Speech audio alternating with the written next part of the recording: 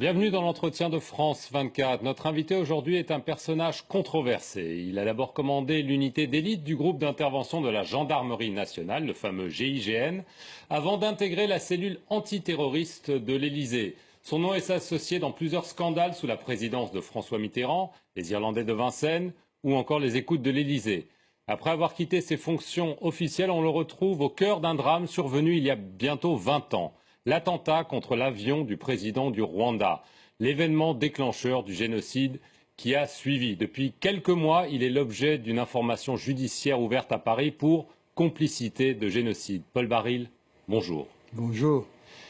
Alors on va parler du Rwanda parce que ces jours-ci sort un livre qui s'appelle « Le capitaine Baril brise le silence, la tragédie du Rwanda, ses origines, ses coupables » aux éditions Jean Picolec, et vous n'y allez pas par quatre chemins, à savoir que vous prenez à rebours la thèse officielle qui veut que ce sont des extrémistes Hutus qui ont descendu, entre guillemets, l'avion du président Habyarimana, qui était lui-même Hutu mais jugé trop modéré, pour ensuite déclencher le génocide contre les Tutsis.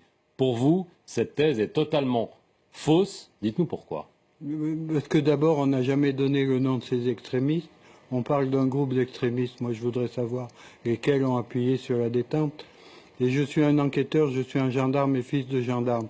La première question qu'on se pose, à qui profite le crime? Le crime, il profite à une seule et même personne, c'est Kagame. Sans cet attentat, il ne serait pas chef d'État aujourd'hui. Paul Kagame, qui était donc le leader du Front patriotique rwandais, le mouvement rebelle de l'époque. Non, il n'était pas le leader du mouvement patriotique, il était le chef des services de renseignement de l'Ouganda. Il était militaire ougandais, il percevait un salaire ougandais et il a été en Amérique faire des stages dans les unités spéciales américaines avec un passeport ougandais. C'était un rebelle et c'est un terroriste avéré. Alors, vous lancez des accusations très graves contre Paul Kagame parce que vous insinuez que c'est lui, le FPR, donc son mouvement, qui a commis cet attentat dans le but de déclencher des massacres et de prendre le pouvoir. Alors que la version la plus largement partagée, c'est que ce sont les Tutsis, et donc les gens comme Paul Kagame, qui ont été victimes de ce génocide. Comment est-ce que vous pouvez affirmer que c'est lui qui a tout manigancé comme ça? Revenons un peu d'histoire. Le 1er octobre 1990, l'Ouganda, avec 3000 rebelles Tutsis, attaque le Rwanda. L'Ouganda, je dis bien, de Museveni, qui est complice de Kagame. La France a des accords de coopération de défense avec le Rwanda depuis 1975, signés par le président Giscard d'Estaing. Le président Mitterrand apporte le soutien et l'aide au Rwanda et on combat les rebelles ougandais et les gens du FPR.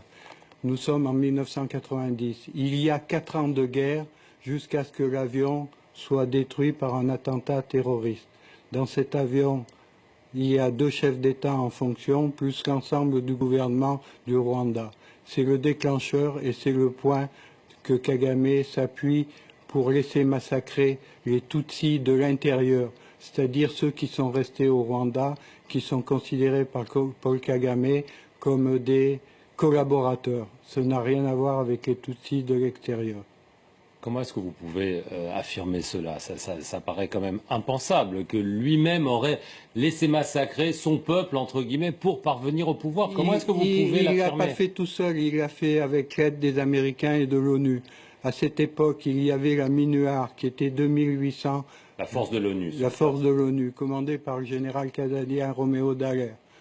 Le soir de l'attentat, les 2800 soldats de l'ONU se sont restés 280 soldats. La force de la MINUAR aurait pu protéger les Tutsis de l'intérieur. On a dégagé volontairement cette force qui aurait pu se mettre en travers des génocidaires.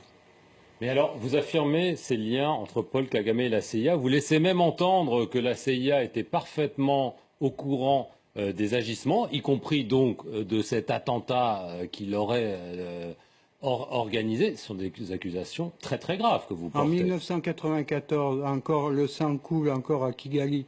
Au mois de juillet, Kagame décore ses amis américains de la CIA. Je donne les noms dans le livre, je donne les dates, etc. En 1994, au mois de juillet, il les décore et il les remercie de leur aide et de leur soutien. Est-ce que ça veut dire que la CIA est impliquée dans cet attentat? Ils sont impliqués dans le plan global de chasser les francophones de la zone des Grands Lacs, pas seulement du Rwanda, mais également des autres pays voisins.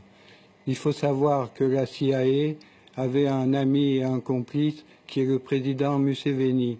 Il a été choisi parce qu'il faisait barrage à l'islamisme venant du Soudan, de Hassan el-Tourabi et de Omar el-Béchir.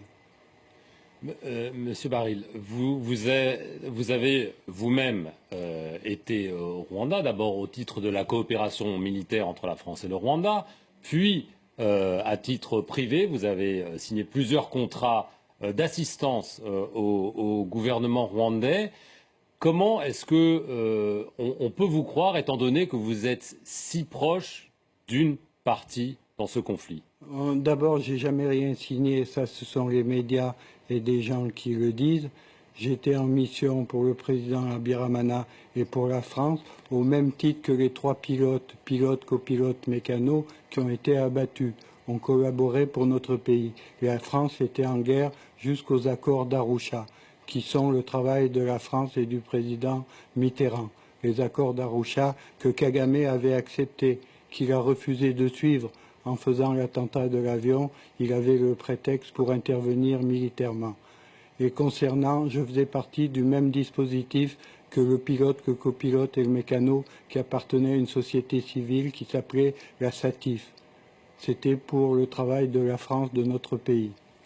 Mais vous avez ensuite continué à travailler pour ce qui allait devenir l'ex-gouvernement rwandais. On a retrouvé, il y a eu des perquisitions chez vous, on a retrouvé apparemment des contrats où vous devez livrer des hommes, des armes, alors qu'il y a un embargo de l'ONU. Il n'y a jamais eu d'armes ni d'hommes qui ont été livrés, tout ça c'est un fantasme. C'est comme si j'avais déplacé la tour Eiffel au Rwanda sans que personne s'en aperçoive. Je vous ferai rappeler que dans le rapport MICO, il y a des notes qui sont signées du chef d'état-major des forces spéciales françaises de livraison de matériel qui sont des faux absolus faits par le service de Kagame et de ses supporters. C'est la guerre secrète qui se présente. Je voudrais rappeler, parce que c'est important, le juge Bruguière, qui n'est pas quelqu'un de rigolo, qui a pendant 20 ans a mené la politique antiterroriste en France, avait établi 9 mandats d'arrêt internationaux concernant Kagame et son team. Je vous rappellerai que le juge espagnol Meirelles, sur l'assassinat d'Espagnols. L'Espagne n'a rien à voir, il n'y a pas eu de militaire au Rwanda, a établi 40 mandats d'arrêt internationaux. Quand on superpose ces deux listes, il y a 5 noms qui ressortent. L'état-major de Kagame et Kagame lui-même. Mais vous n'êtes pas sans savoir que le juge Bruguière n'est plus en charge de l'enquête. Il y a un nouveau juge qui est en charge, Marc Trévidic, et qui semble avoir pris le contre-pied total et qu'il pense que la thèse est bien que c'est les extrémistes du pouvoir en place qui ont abattu l'avion. Il y a une expertise balistique qui a été faite et qui semblerait réduire en poussière votre thèse. L'expertise balistique et acoustique qui a été faite dans le Loir-et-Cher. Personne ne s'est déplacé sur place, aucun bruit n'a été tiré sur place. Et le juge Trévidic a entendu des gens, non pas au Rwanda, mais au Burundi. Le juge Trévidic instruit l'affaire, mais ne la juge pas. Il n'a pas encore clos son dossier et je vous promets qu'il y aura des surprises très vite. Vous, le jour de l'attentat, il y a des gens qui ont dit que dans les jours précédents, vous étiez à l'aéroport de Kigali. Vous avez écrit dans un livre précédent que vous aviez appris la mort de quelqu'un de proche à ce moment-là sur une colline au centre de l'Afrique. Est-ce que vous étiez à Kigali ? Écoutez, c'est une question qui m'a été posée et que j'ai répondu judiciairement. J'étais à New York au Plaza, je me suis déplacé en Concorde, j'étais accompagné, j'ai fourni au juge Trévidic mon passeport avec les tampons. Il est facile de faire une commission rogatoire en Amérique avec l'immigration qui ne sont pas des rigolos. Et j'ai des témoins qui ont témoigné que ma présence était en Amérique et non pas à Kigali. Et quand vous dites des personnes, c'est le même nom que vous citez avec des Hutus qui auraient fait l'attentat de l'avion. Il n'y a pas de nom. Je veux qu'on me mette la personne en face de moi qui dit on vous a vu sur le tarmac dedans. C'est des fantasmes qui sont repris sans qu'il y ait un nom, sans qu'il y ait une réalité. Et ça, c'est l'œuvre des services de Paul Kagame. Est-ce que ces services, d'après vous, sont en chasse contre vous? Je suis le dernier survivant de l'équipe qui accuse Paul Kagame. Et Paul Kagame, je l'ai connu, on a mangé ensemble et il me demandait une télécommande. Vous le racontez d'ailleurs. Il me demandait une télécommande à distance pour assassiner le président Abiramana. Et je voudrais vous faire remarquer une chose. Pourquoi je suis au centre de ce dossier? Parce que je suis le seul à avoir poussé la justice à ouvrir une information. C'est moi qui ai fait déposer les plaintes. Sans le capitaine Baril, aujourd'hui, il n'y aurait pas de dossier ouvert. Et je rappellerai qu'il y a eu l'équipage d'assassiner le pilote, le copilote et le mécano, mais le lendemain, il y a eu 2 gendarmes qui étaient des coopérants et l'épouse d'un gendarme qui a été assassiné. L'instruction n'a pas déterminé quels sont les assassins, il n'y a pas eu de procès, et moi, ce que je demande, c'est que les parties civiles et les familles aient enfin la vérité et que les coupables soient arrêtés et châtiés. Très bien, écoutez Paul Baril, merci beaucoup de nous avoir livré vos vérités. Vous pourrez les lire dans cet ouvrage à paraître très bientôt. Merci à vous d'avoir regardé cet entretien sur notre antenne. Restez-y pour plus d'informations.